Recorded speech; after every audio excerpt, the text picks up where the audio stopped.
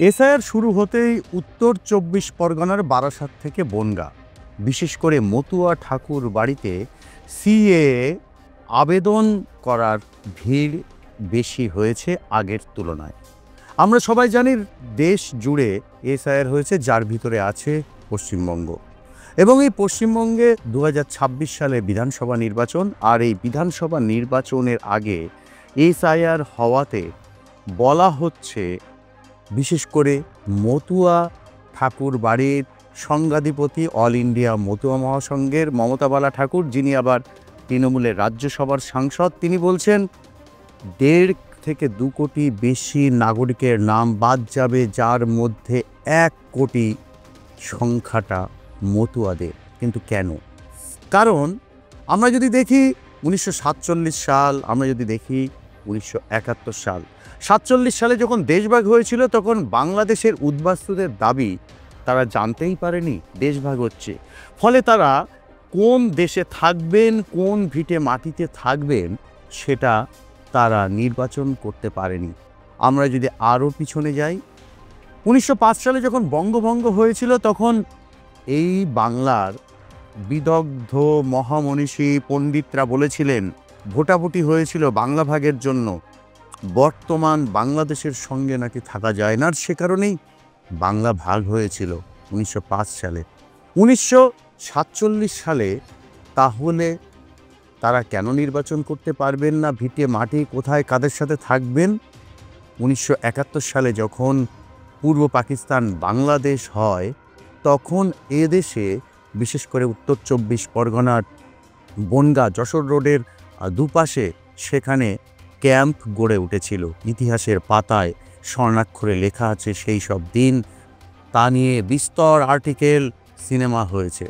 তারপরও দেখা গেল বাংলাদেশ সেই বাংলাদেশেই আছে।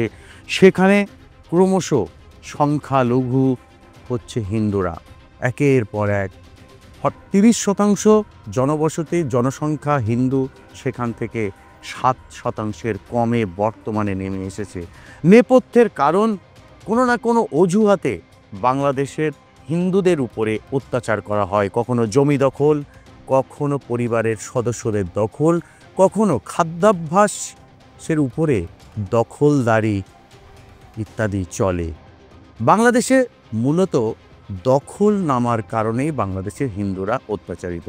দখল শুধু যে হিন্দুদের জমি হয় তা নয়, বাংলাদেশের যে মামলা, অর্থাৎ এই দখল সংক্রান্ত অভিযোগ মামলা, সেই সংখ্যা বলছে বাংলাদেশের হিন্দু মুসলমান সবার জমি দখল হয়, অর্থাৎ মাৎসন্যায় নীতি চলে।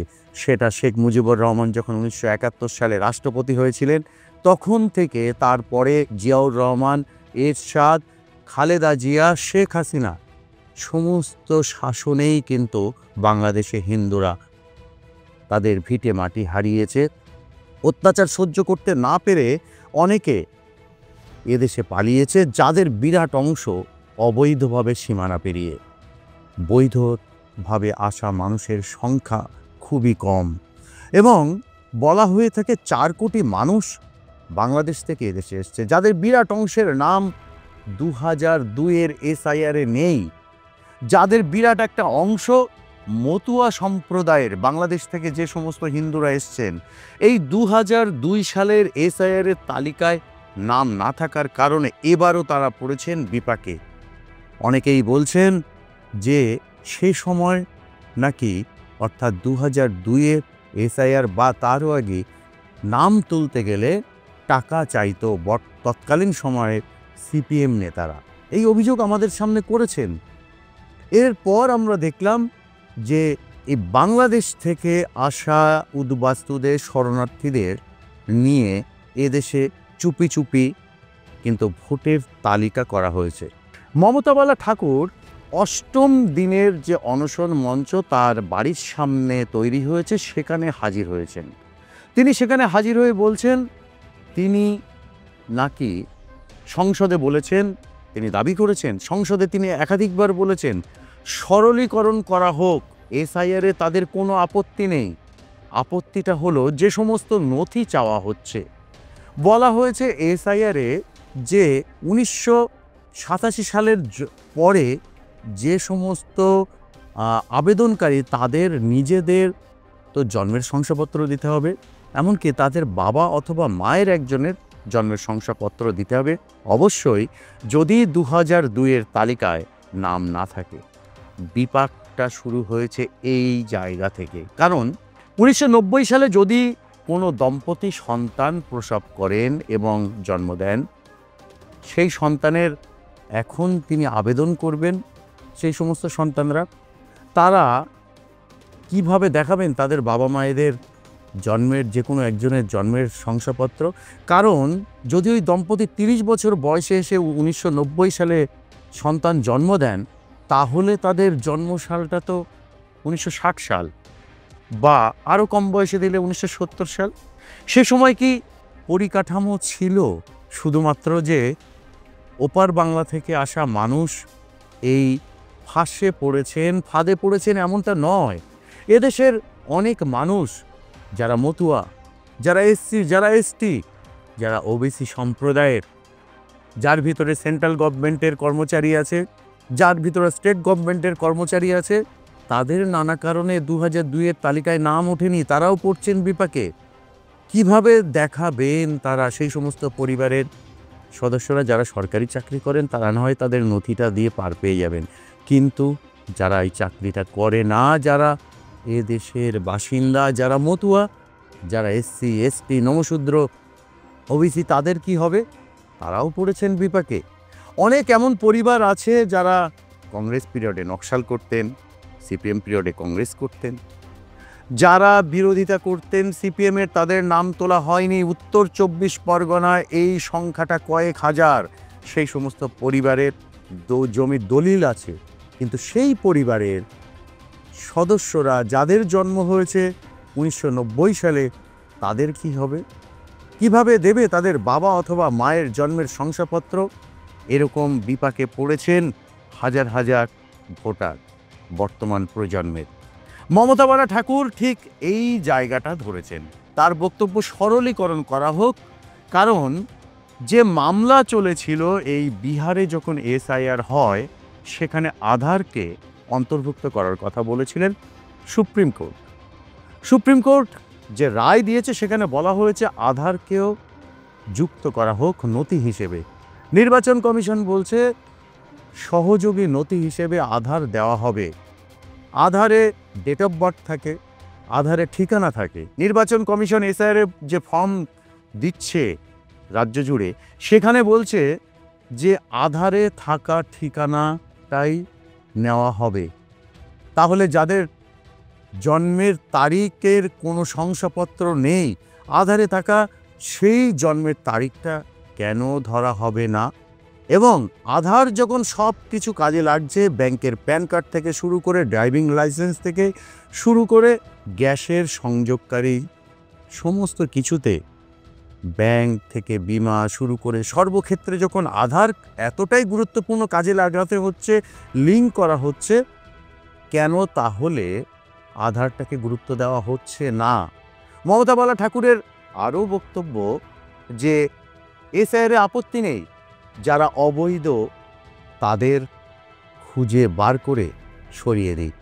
কি বলছেন মমতা বালা ঠাকুর, শুনুন। এই যে হিউজ পরিমাণের লোকের যে আজকে বাড়িতে বাড়িতে দিচ্ছে, তাদের আতঙ্কে ভুগছে, আত্মহত্যা করছে, তাদের স্ট্রোকে মারা যাচ্ছে। তো আমরা চাইছি যে এটাকে সরলীকরণ করা হোক। মাস্ট, যেটা সুপ্রিম কোর্ট বলছে যে এতগুলো ডকুমেন্টসের ভিতরে আধার কার্ডটা মাস্ট করা হোক। তাহলে আধার কার্ড কেন বানিয়েছিল? কি ডকুমেন্টস, এর মূল্যটা কি? যদি আধার কার্ড আমরা এখন সরকারিভাবে না দেখাতে পারি যে এটা বলছে এর সঙ্গে হবে না, তাহলে এটার মানেটা কি? আমরা চাইছি যে সরলীকরণ হোক এবং আমাদের যারা ভোট দিয়েছে, যারা ভুতুড়ে ভোটার, সেটা কেটে যাক। যেটা এক জায়গাতে দু জায়গা কেউ মারা গেছে সেগুলো কেটে যাক, কিন্তু মূল যারা ভোটার আজকে অধিকার দিয়েছে নির্বাচন কমিশন, তাহলে সেইগুলো থেকে যাক। মানে একটা বিশৃঙ্খলার ভিতরে, মানে যেন মানুষের একটা মানে আতঙ্ক, এবং দেখবেন এর ভিতরে আরও কি হয়। আমরা তার জন্য বসেছি যে নির্বাচন কমিশন আইনের মতন আমরা লড়াই করছি, তার সঙ্গেও আমরা যে আমাদের এটা সরলীকরণ করা হোক, যাতে সুপ্রিম কোর্ট যেটা বলছে যে আধার কার্ডটা মাস্ট করা হোক। তাহলে কানের ভিতরে জল যাবে, আর তো যাবে না। তো তাহলে তো আমরা এত চিল্লাচ্ছি, এত আন্দোলন করছি, কোনো কিছু হচ্ছে না। আর বাধ্য হয়ে আমাকে বসতে হয়েছে আমরণ অন্বেষণ এই লোকগুলোর বাঁচানোর জন্য। ঠাকুরবাড়িতে মমতা বালা ঠাকুরের এই যে অনশন মঞ্চ, সেখানে হাজির হয়েছে পশ্চিমবঙ্গ নমশূদ্র সম্প্রদায়ের সংস্থার চেয়ারম্যান। তিনি এসে পরিষ্কার বলে গেলেন, এই যে এসআইআর যে পদ্ধতিতে হচ্ছে, পরিষ্কার বাংলাদেশ থেকে আসা হিন্দুদের নাম বাদ দেওয়া তাই লক্ষ্য। মমতা বালাও একই কথা বলেছেন। এই নমশূদ্র সমাজের মুখপত্র যেভাবে বিজেপিকে, যেভাবে কেন্দ্রীয় সরকারকে, যেভাবে নির্বাচন কমিশনকে টার্গেট করেছেন, শুনুন কি বলছেন তিনি।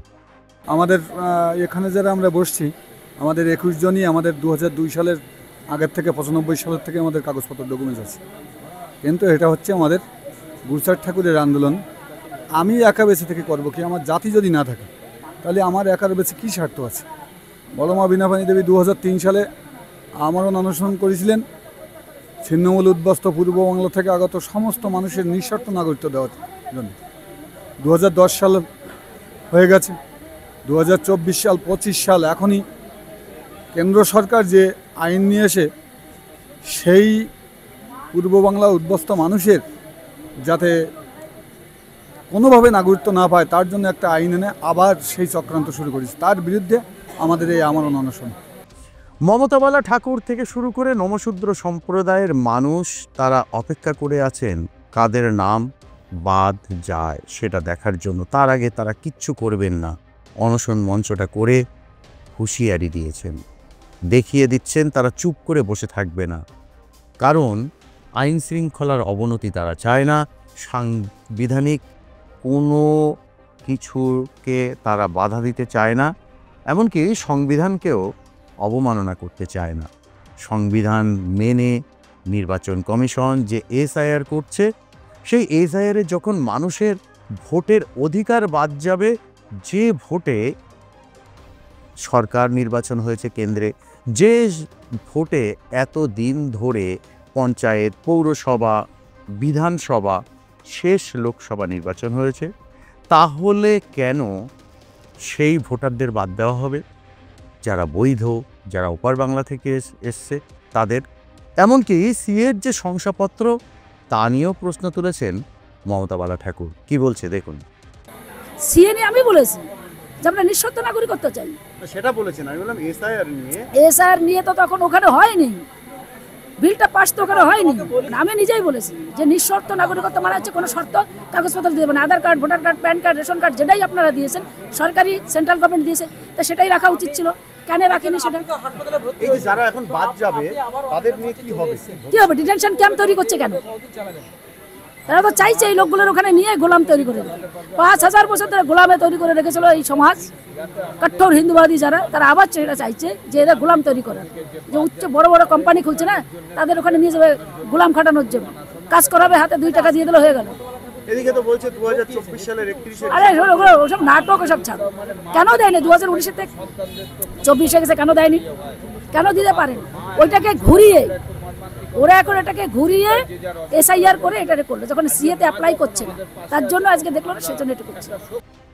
মতুয়া ঠাকুর বাড়িতে গিয়ে দেখা গেল অসংখ্য মানুষের ভিড়। গত 1.5 মাস ধরে সেখানে সিএর ফর্ম ফিল আপ করতে আসছেন, হিন্দু শংসাপত্র নিতে আসছেন, মতুয়া শংসাপত্র নিতে আসছেন, মতুয়া অমতুয়া সবাই। আর এই শংসাপত্র নিতে আসা মানুষগুলো, তাদের কাছেও কিন্তু পরিষ্কার পরিচ্ছন্ন নয় বিষয়টা, কোনটা গুরুত্বপূর্ণ নথি, কোনটা লাগবে আর কোনটা লাগবে না। কেন মানুষের মনে এই বিভ্রান্তি? কোনো রাজনৈতিক দলের নেতাদের কাছে এর উত্তর নেই, তারা বলছেন না। মতুয়া মঞ্চ যেখানে হয়েছে, অনশন মঞ্চ, তৃণমূলের তরফ থেকে যদিও এখনও কোনো উচ্চ নেতৃত্ব যায়নি। কানাঘুষো যেটা শোনা যাচ্ছে যে তৃণমূলের উচ্চ নেতৃত্বে, অর্থাৎ রাজ্য স্তরে কেউ একজন গিয়ে অনশন ভাঙাতে পারেন। এই অনশন মঞ্চে যারা আমরণ অনশন করছেন, অনেকে অসুস্থ হয়েছেন, স্যালাইন দিচ্ছে, সেখানে সাধারণ মানুষ আসছেন এবং সাধারণ ভোটার থেকে শুরু করে এই অনশন মঞ্চে মমতা বালা ঠাকুর সহ অন্যান্য সকলের দাবি, বিজেপি নাকি এই বাংলায় নিজেদের কবর খুঁড়েছে। সে তো ২০২৬ সালের বিধানসভা নির্বাচনের ফল প্রকাশের পর দেখা যাবে। কিন্তু এই যে বাংলাদেশ থেকে আসা নাগরিকদের অধিকার যন্ত্রণা, তাদের অধিকার হারাতে হবে না তো? যাদের ভোটের তালিকায় বর্তমানে নাম আছে, 2002-এর তালিকায় নাম নেই, তাদের নাম যদি বাদ যায়, সেই সমস্ত পরিবারের সদস্যদের যারা সরকারি কর্মচারী, যারা নানা জায়গায় কর্ম করছেন, যাদের সন্তানরা পড়াশুনো করবেন, বিভিন্ন জায়গায় তো ভোটার কার্ডের একটা গুরুত্বপূর্ণ ভূমিকা নেওয়া হয়। এবং এই এসআইআর পর্বের পর ভোটার কার্ড আরও অনেক বেশি গুরুত্ব হতে চলেছে। তাহলে এই নাগরিকদের কি কি অধিকার থাকবে আর কি কি থাকবে না, এই উত্তর 24 পরগনার মতুয়াগড়ে ঘরে ঘরে সেই চিন্তা। আজ আপাতত এটুকু। দেখতে থাকুন আর প্লাস নিউজের ডিজিটাল। আসবো আবার অন্য কিছু নিয়ে।